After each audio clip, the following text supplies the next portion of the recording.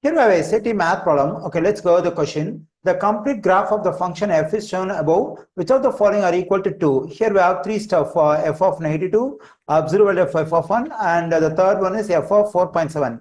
So in these three quantities, we have to find the quantities which are equal to 2. When I look at the given graph over here, we have that y equals to f of x. That is, this f of x represents the y value.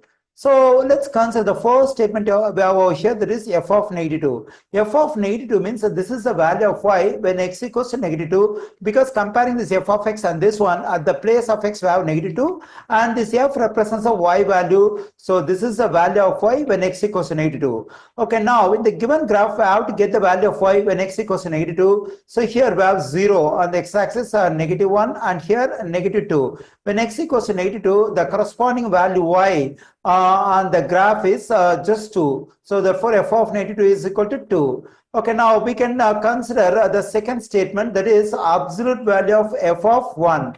Let me take this one as it is, absolute value of f of 1.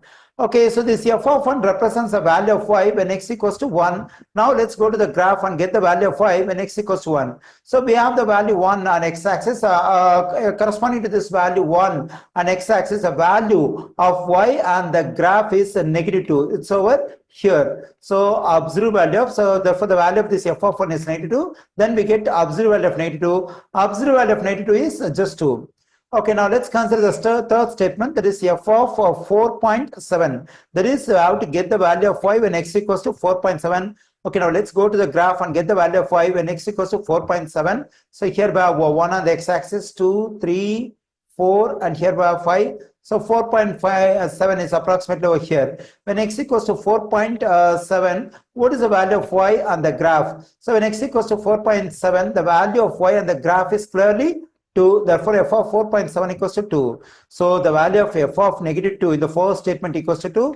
The value of absolute value of f of 1 in the second statement also equals to 2. So the value of f of 4.7 in the third statement also equals to 2. So all these three stuff are equal to 2. So the correct answer as for this question is D, 1, 2, and 3.